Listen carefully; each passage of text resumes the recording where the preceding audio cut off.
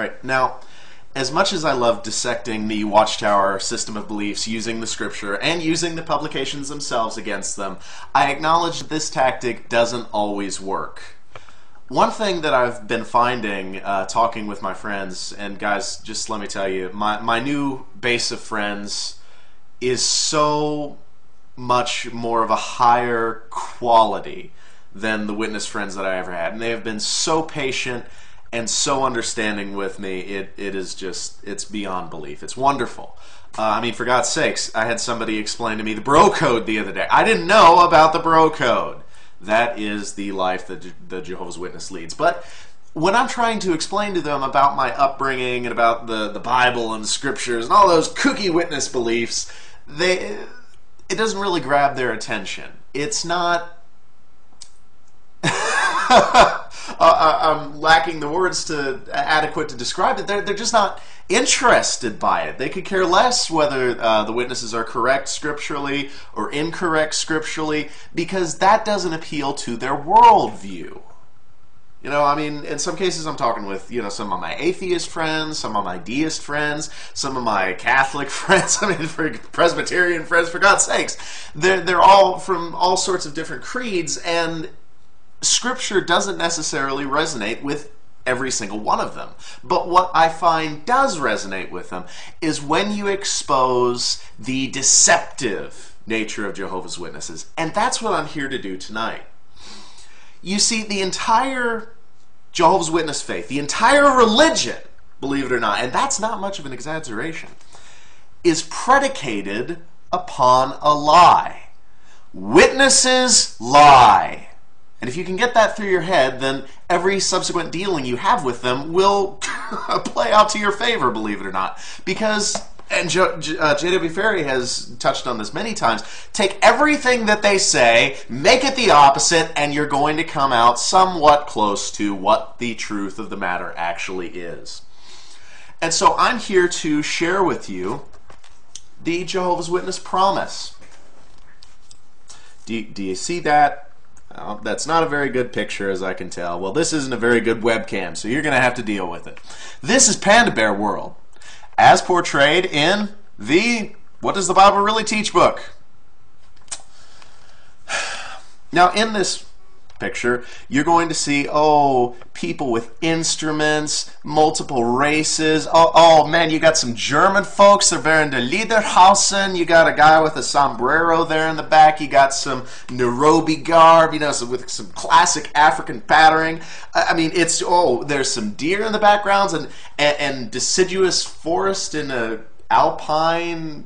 Anyway, yeah. So this is what Jehovah's Witness promise. And that in and of itself is all well and good.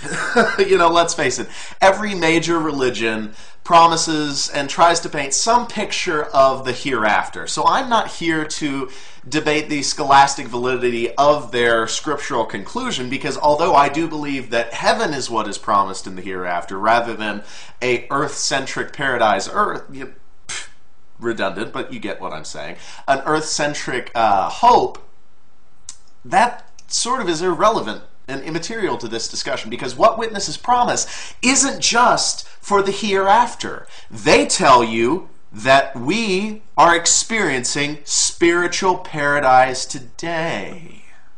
And that is why their religion is predicated upon a lie. You see, you have all these pictures. This is one of their famous books. You Can Live Forever on Paradise Earth. You know, again, we have more lies. We have the lions lying down with the lambs. We have a little boy. He looks quite Aryan. The only race fit to be in paradise, by the way. Whoa, whoa, whoa, whoa! Did Jehovah's Witnesses paint that with their 1980s pastel craze? I think they might have. Oh, and here's Token. Do you see Token? Yeah, that's Token from South Park. The only black guy in paradise. Trust me, it was the 80s. It was a dark time. And by dark time, I actually mean the lack of darkness that was in the... And that's the first thing that I want to address. They paint this picture of racial diversity.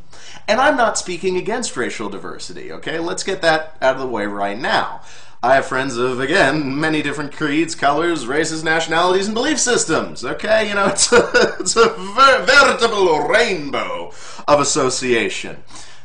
But Jehovah's Witnesses can't really claim that. And while they're not overtly racist towards any particular group, it is a very self-segregating sect. What I mean by that, you have your black congregations and you have your white congregations. This isn't merely by happenstance, by mere roll of the dice, by an accident of fate. In my congregation, we were in the white congregation. As you can see, I am quite oily, pasty, and brilliant myself. Yes, I have Caucasian features. By the way, I would love to see the country of Caucasia. People tell me I'm Caucasian all the time. Asian people have Asia, China and all that, Chinese. You have African, a whole continent of Africa. But I have yet to see Caucasia. But that's completely different. Anyway. Okay, so we were from the white congregation. And then we had the black congregation.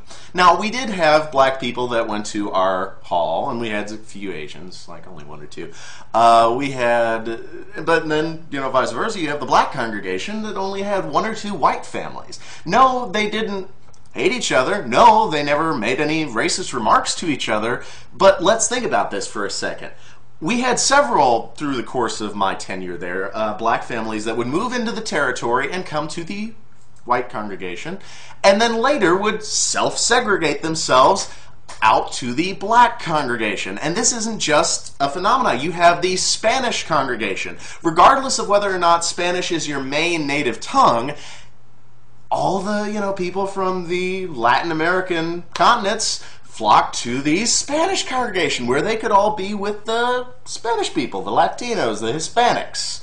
The blacks could be with the blacks, and the whites could be with the whites. And I saw it one time, it was so bizarre. Again, this isn't me trying to go on some, racist diatribe. I'm merely illustrating, once again, just to reiterate the point of this discussion, that Jehovah's Witnesses predicate their entire faith upon a lie. This is a false premise. This isn't a hope for the future. Let's see if the camera will focus. This isn't a hope for the future. This is a hope that they say exists now. Cross-racial interaction. When you look at the facts of the matter, it doesn't exist. Jehovah's Witnesses aren't, they're no more nor any less racist than average Americans, but yet they claim to be so much better. And that is where the falsehood lies. It's so bizarre. You see all these, that's the other half of this. You see all these smiling faces, all this happiness going on in all their publications and all their illustrations. Unless it's just comical and overdone, you just don't see miserable people in the publications. And that's not necessarily the Witnesses' fault, because when you want to go on an advertising campaign, you don't present miserable people, unless it's Les Miserables, but again, totally different. But where Jehovah's Witnesses wander astray into the arena of falsehood is because they claim, once again, this is a spiritual paradise. Jehovah's Witnesses practically go around screaming that we're the happiest religion on earth, we're the happiest religion on earth, we're the happiest religion on earth, we're the happiest religion on earth. They're like a broken record. But then you talk with Jehovah's Witnesses in the black congregation, the white congregation, either any congregation, it doesn't matter. You talk with the Jehovah's Witnesses, and they're fucking miserable. I used to be depressed nearly every goddamn day of my life. Every day was miserable. I had no friends. I had no love from my mother. I had no acceptance from my religious mentors, the elders, from the pioneers. And I wasn't the only one. We had, God, hold on a sec. Anyway, we had like 4 or 5 people who were manic depressant. And that's an unusually high concentration of people with severe mental stability issues. I'm sorry, but it is. That is not reflected upon in the population. And the large majority of these people who also went to the congregation and weren't being medicated and weren't diagnosed with an actual problem were fucking miserable. All the time. All the time, always. They would have conventions, assembly programs, entire days dedicated to blaming it on other people, blaming it on society. Society made you miserable. It's Satan that did it. But again, predicating their entire religion upon a lie. That's not what they present. That's not what they say is real. They're not trying to even provide justification for why people are miserable. Rather, they're telling you that it's all in your head and you're surrounded by happy people, when the evidence is quite contrary to the facts. But again, these are the same people who believe that the lions and the tigers and the jellyfish and the sharks are all gonna make nice to one another. No more predatory behaviors. Basically, they're going to transform the entire earth into cows, because God is really going to change the physiology of His creation. Yes, that's right, folks. Jaguars will grow extra stomachs to process the now primarily grain and photosynthetic plant life diet that they will be partaking of. They're going to dull out those sharp teeth and grow some more stomachs and then they won't need claws anymore. So hooves will be appropriate, and yeah, God's going to turn all the animals into cows. That's not to say that God couldn't, but it's predicating your life upon a lie. All of it. Jehovah's Witnesses literally can't stop lying to themselves. And they tell themselves constantly, this book was published in 1989. If you saw the Screw Generations video, you find out that they've been promising this very same thing since before 1925. The end of the world is at hand. Well, folks, the scriptures that you're quoting from place the end at hand about 1,000+ years ago, so you may have a little bit longer to wait than you think. I don't know where I'm trying to go with this, but Jehovah's Witnesses are a liar.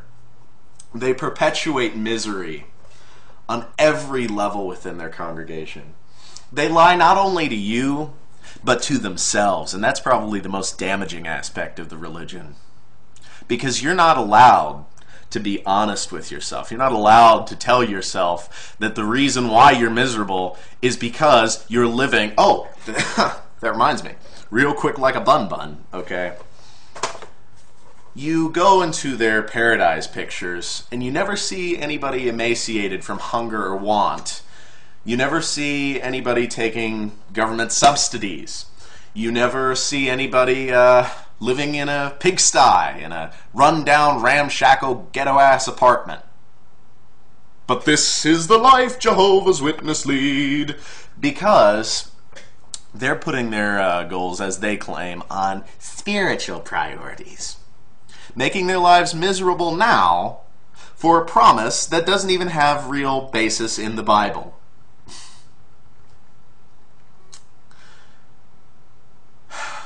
I remember actually watching people go hungry because they had to pioneer.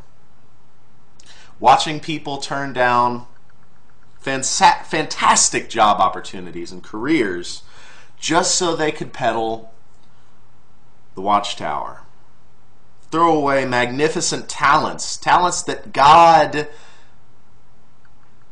gave them, that they developed, because, well, depends on how you want to take that statement, technicalities and all that, because I know that's going to get blowback from certain parts of the community, but you understand what I'm saying. They're ruining their lives on a lie for a corporation while lying to themselves, telling themselves that they're happy, that it's all right, and that they live in this utopia of spirituality. And it doesn't exist. So what I would like to tell anybody who's watching this right now, anyone who has any modicum of interest in learning about Jehovah's Witnesses, study them. Learn everything you can about their religion. particularly the people. Watch them. Watch the body language. Watch the vacant eyes. Dead on the inside. And tell me that that is what the true religion looks like to you. So, I guess that's the end of this rant.